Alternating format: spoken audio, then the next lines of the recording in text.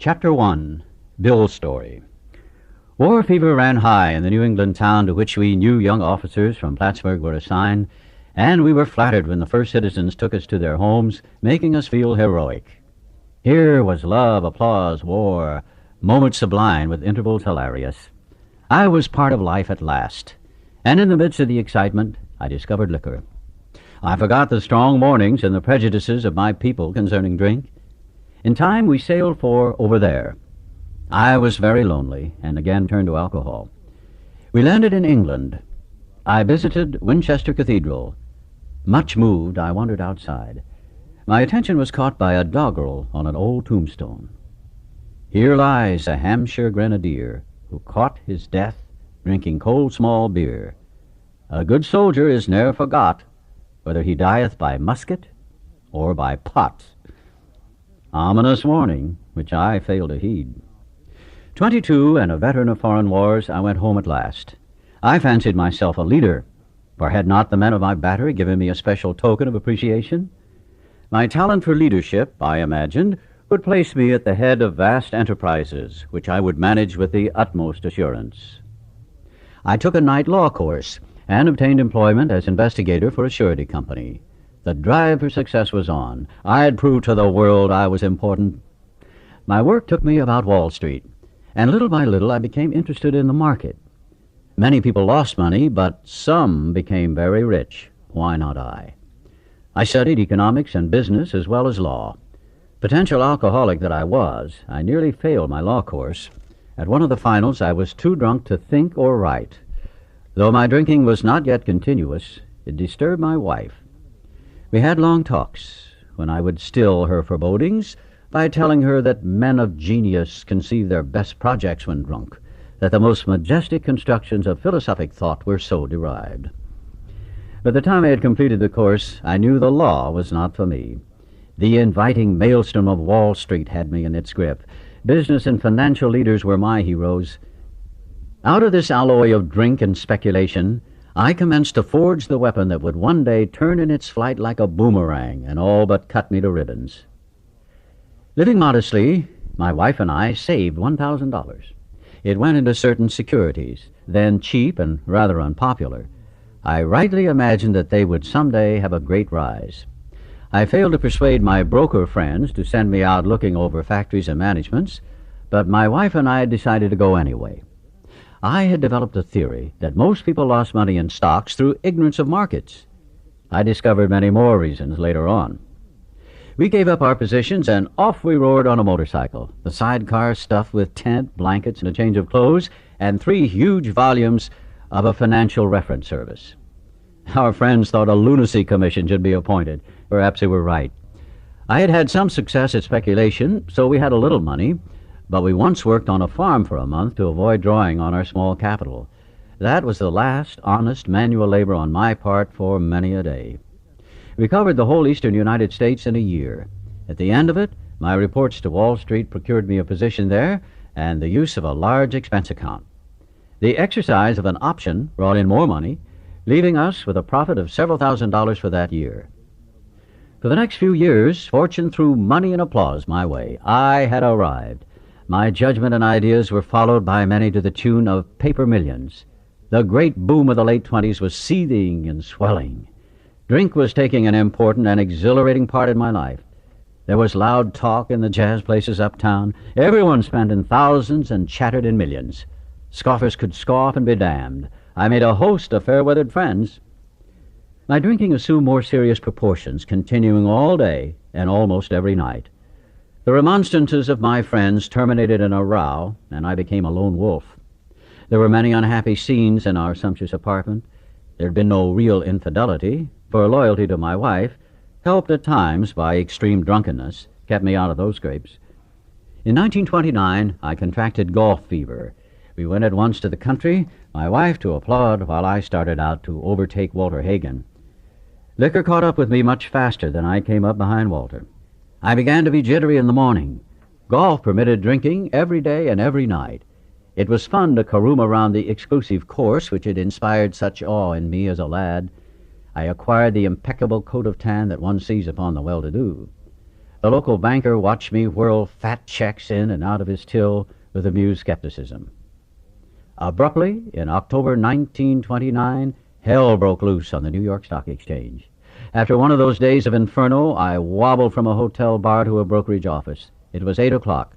5 hours after the market closed, the ticker still clattered.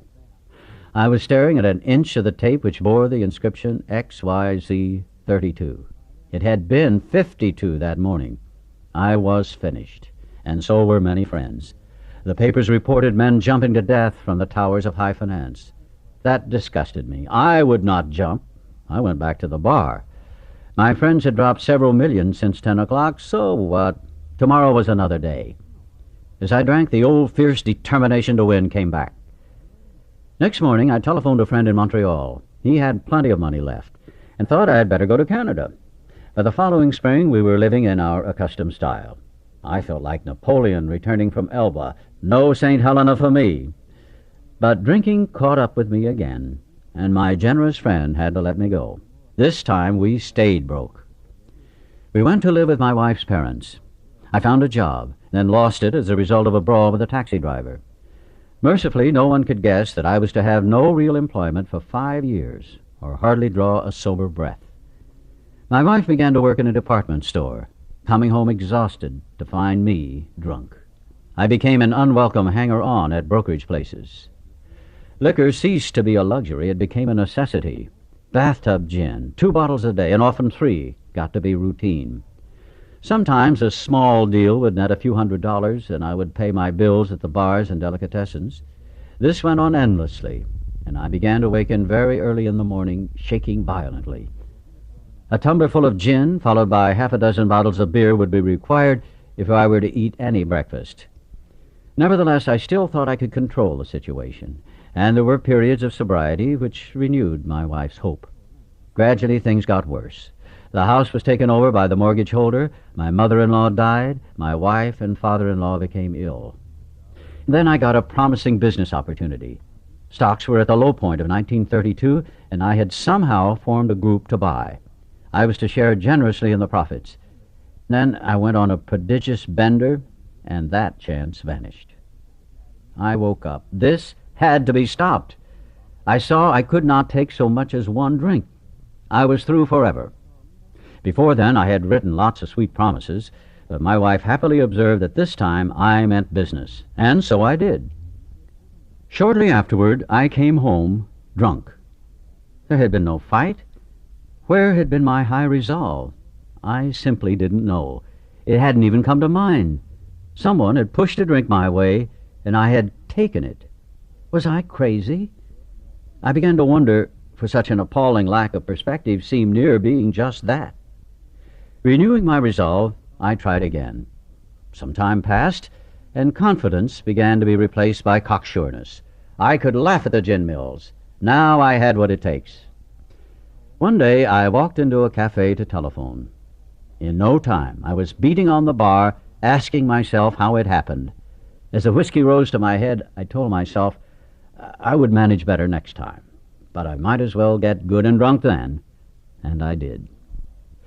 The remorse, horror, and hopelessness of the next morning are unforgettable. The courage to do battle was not there. My brain raced uncontrollably, and there was a terrible sense of impending calamity. I hardly dared cross the street, lest I collapse and be run down by an early morning truck, for it was scarcely daylight. An all-night place supplied me with a dozen glasses of ale. My writhing nerves were stilled at last. The morning paper told me the market had gone to hell again. Well, so had I. The market would recover, but I wouldn't. That was a hard thought. Should I kill myself? No, not now. Then a mental fog settled down. Gin would fix that. So 2 bottles and oblivion. The mind and body are marvelous mechanisms, for mine endured this agony 2 more years. Sometimes I stole from my wife's slender purse when the morning terror and madness were on me. Again, I swayed dizzily before an open window or the medicine cabinet where there was poison, cursing myself for a weakling. There were flights from city to country and back as my wife and I sought escape. Then came the night when the physical and mental torture was so hellish I feared I would burst through my window, sash and all. Somehow I managed to drag my mattress to a lower floor, lest I suddenly leap. A doctor came with a heavy sedative. Next day found me drinking both gin and sedative. This combination soon landed me on the rocks, and people feared for my sanity. So did I. I could eat little or nothing when drinking, and I was 40 pounds underweight. My brother-in-law is a physician, and through his kindness and that of my mother, I was placed in a nationally known hospital for the mental and physical rehabilitation of alcoholics. Under the so-called belladonna treatment, my brain cleared. Hydrotherapy and mild exercise helped much. Best of all, I met a kind doctor who explained that though certainly selfish and foolish, I had been seriously ill, bodily and mentally. It relieved me somewhat to learn that in alcoholics, the will is amazingly weakened when it comes to combating liquor. Though it often remains strong in other respects, my incredible behavior in the face of a desperate desire to stop was explained. Understanding myself now, I fared forth in high hope. For 3 or 4 months, the goose hung high. I went to town regularly and even made a little money. Surely this was the answer, self-knowledge. But it was not. For the frightful day came when I drank once more. The curve of my declining moral and bodily health fell off like a ski jump. After a time, I returned to the hospital. This was the finish, the curtain, it seemed to me. My weary and despairing wife was informed that it would all end with heart failure during delirium tremens, or I would develop a wet brain, perhaps within a year. She would soon have to give me over to the undertaker or the asylum. They did not need to tell me. I knew, and almost welcomed the idea. It was a devastating blow to my pride. I, who had thought so well of myself and my abilities, of my capacity to surmount obstacles, was cornered at last. Now I was to plunge into the dark, joining that endless procession of sots who had gone on before. I thought of my poor wife. There had been much happiness, after all. What would I not give to make amends? But that was over now. No words can tell of the loneliness and despair I found in that bitter morass of self-pity. Quicksand stretched around me in all directions. I had met my match. I had been overwhelmed. Alcohol was my master. Trembling, I stepped from the hospital a broken man. Fear sobered me for a bit. Then came the insidious insanity of that first drink. And on Armistice Day 1934, I was off again. Everyone became resigned to the certainty that I would have to be shut up somewhere, or would stumble along to a miserable end. How dark it is before the dawn. In reality, that was the beginning of my last debauch. I was soon to be catapulted into what I like to call the fourth dimension of existence. I was to know happiness, peace, and usefulness in a way of life that is incredibly more wonderful as time passes. Near the end of that bleak November, I sat drinking in my kitchen. With a certain satisfaction, I reflected there was enough gin concealed about the house to carry me through that night and the next day. My wife was at work. I wondered whether I dared hide a full bottle of gin near the head of our bed. I'd need it before daylight. My musing was interrupted by the telephone. The cheery voice of an old school friend asked if he might come over. He was sober. It was years since I could remember his coming to New York in that condition. I was amazed. Rumor had it that he had been committed for alcoholic insanity. I wondered how he had escaped. Of course he would have dinner, and then I could drink openly with him. Unmindful of his welfare, I thought only of recapturing the spirit of other days. There was that time we had chartered an airplane to complete a jag. His coming was an oasis in this dreary desert of futility. The very thing, an oasis. Drinkers are like that. The door opened, and he stood there, fresh-skinned and glowing. There was something about his eyes. He was inexplicably different. What had happened? I pushed a drink across the table. He refused it. Disappointed, but curious, I wondered what had got into the fellow. He wasn't himself. "Come, what's all this about?" I queried. He looked straight at me. Simply, but smilingly, he said, "I've got religion." I was aghast. So that was it. Last summer, an alcoholic crackpot. now I suspected, a little cracked about religion. He had that starry-eyed look. Yes, the old boy was on fire all right. But, bless his heart, let him rant. Besides, my gin would last longer than his preaching. But he did no ranting. In a matter-of-fact way, he told how two men had appeared in court, persuading the judge to suspend his commitment. They had told of a simple religious idea and a practical program of action. That was 2 months ago, and the result was self-evident. It worked. He had come to pass his experience along to me, if I cared to have it. I was shocked, but interested. Certainly I was interested. I had to be, for I was hopeless. He talked for hours. Childhood memories rose before me. I could almost hear the sound of the preacher's voice as I sat on still Sundays way over there on the hillside. There was that proffered temperance pledge I never signed, my grandfather's good-natured contempt of some church folk and their doings, his insistence that the spheres really had their music, but his denial of the preacher's right to tell him how he must listen, his fearlessness as he spoke of these things just before he died. These recollections welled up from the past. They made me swallow hard. That wartime day in old Winchester Cathedral came back again. I had always believed in a power greater than myself. I had often pondered these things. I was not an atheist. Few people really are, for that means blind faith in the strange proposition that this universe originated in a cipher and aimlessly rushes nowhere. My intellectual heroes, the chemists, the astronomers, even the evolutionists, suggested vast laws and forces at work. Despite contrary indications, I had little doubt that a mighty purpose and rhythm underlay all. How could there be so much of precise and immutable law and no intelligence? I simply had to believe in a spirit of the universe who knew neither time nor limitation. But that was as far as I had gone. With ministers and the world's religions, I parted right there. When they talked of a God personal to me, who was love, superhuman strength and direction, I became irritated, and my mind snapped shut against such a theory. To Christ I conceded the certainty of a great man, not too closely followed by those who claimed him. His moral teaching, most excellent. For myself, I had adopted those parts which seemed convenient and not too difficult. The rest I disregarded. The wars which had been fought, the burnings and chicanery that religious dispute had facilitated, made me sick. I honestly doubted whether, on balance, the religions of mankind had done any good. Judging from what I had seen in Europe and since, the power of God in human affairs was negligible.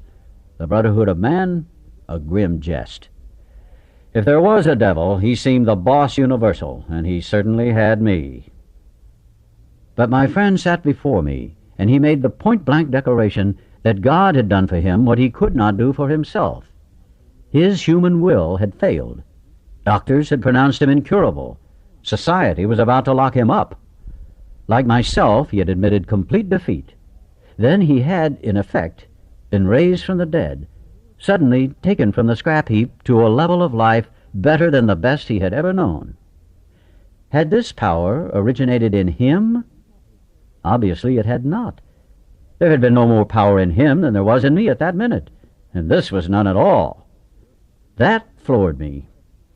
It began to look as though religious people were right after all. Here was something at work in a human heart which had done the impossible. My ideas about miracles were drastically revised right then. Never mind the musty past. Here sat a miracle, directly across the kitchen table. He shouted great tidings. I saw that my friend was much more than inwardly reorganized. He was on a different footing. His roots grasped a new soil. Despite the living example of my friend, there remained in me the vestiges of my old prejudice. The word God still aroused a certain antipathy. When the thought was expressed that there might be a God personal to me, this feeling was intensified. I didn't like the idea. I could go for such conceptions as creative intelligence, universal mind, or spirit of nature. But I resisted the thought of a czar of the heavens, however loving his sway might be. I have since talked with scores of men who felt the same way. My friend suggested what then seemed a novel idea. He said, "Why don't you choose your own conception of God?" That statement hit me hard. It melted the icy intellectual mountain in whose shadow I had lived and shivered many years. I stood in the sunlight at last. It was only a matter of being willing to believe in a power greater than myself. Nothing more was required of me to make my beginning. I saw that growth could start from that point. Upon a foundation of complete willingness, I might build what I saw in my friend. Would I have it? Of course I would. Thus was I convinced that God is concerned with us humans when we want Him enough. At long last I saw, I felt, I believed. Scales of pride and prejudice fell from my eyes, and a new world came into view. The real significance of my experience in the cathedral burst upon me. For a brief moment I had needed and wanted God. There had been an humble willingness to have Him with me, and He came. But soon the sense of His presence had been blotted out by worldly clamors, mostly those within myself. And so it had been ever since. How blind I had been! At the hospital I was separated from alcohol for the last time. Treatment seemed wise, for I showed signs of delirium tremens. There I humbly offered myself to God, as I then understood Him, to do with me as He would. I placed myself unreservedly under His care and direction. I admitted for the first time that of myself I was nothing, that without Him I was lost. I ruthlessly faced my sins and became willing to have my newfound friend take them away, root and branch. I have not had a drink since. My schoolmate visited me, and I fully acquainted him with my problems and deficiencies. We made a list of people I had hurt or toward whom I felt resentment. I expressed my entire willingness to approach these individuals, admitting my wrong. Never was I to be critical of them. I was to right all such matters to the utmost of my ability. I was to test my thinking by the new God consciousness within. Common sense would thus become uncommon sense. I was to sit quietly when in doubt, asking only for direction and strength to meet my problems as He would have me.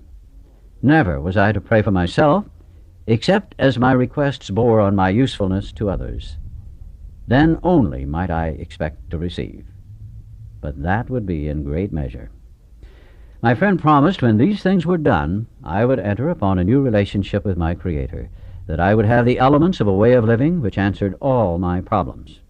Belief in the power of God, plus enough willingness, honesty, and humility to establish and maintain the new order of things were the essential requirements.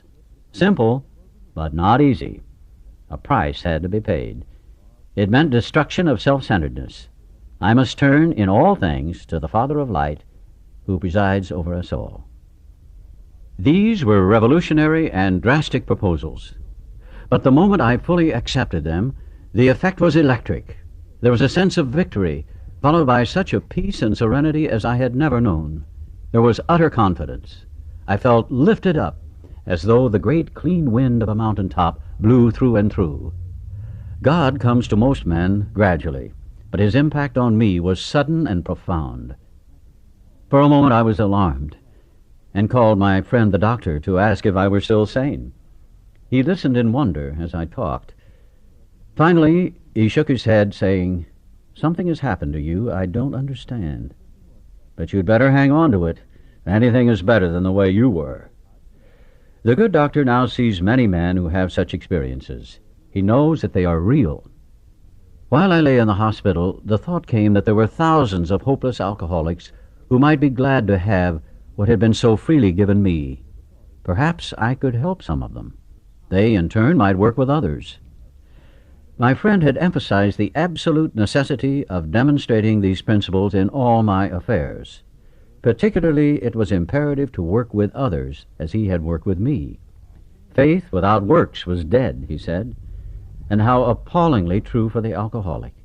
For if an alcoholic failed to perfect and enlarge his spiritual life through work and self-sacrifice for others, he could not survive the certain trials and low spots ahead. If he did not work, he would surely drink again, and if he drank, he would surely die.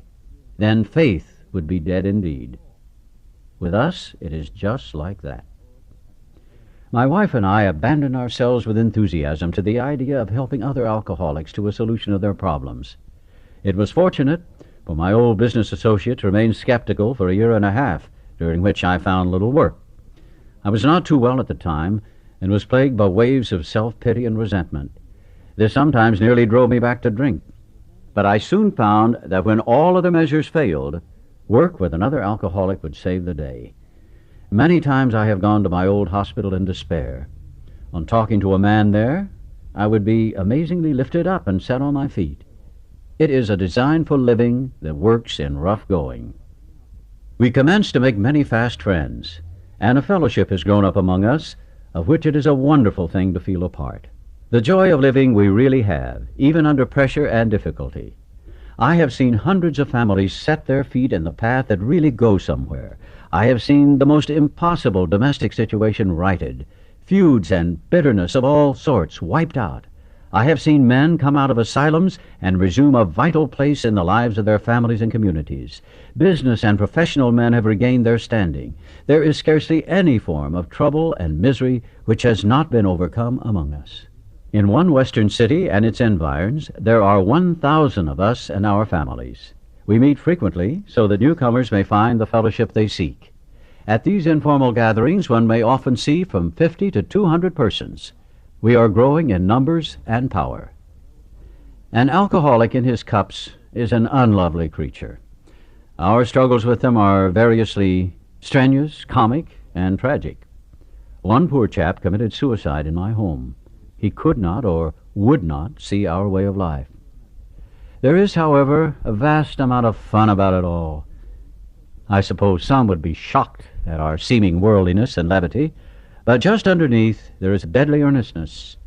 Faith has to work 24 hours a day in and through us, or we perish. Most of us feel we need look no further for utopia. We have it with us right here and now. Each day, my friend's simple talk in our kitchen multiplies itself in the widening circle of peace on earth and goodwill to men. Bill W., co-founder of AA, died January 24th, 1971. A footnote here informs that AA is now composed in 1978 of more than 30,000 groups.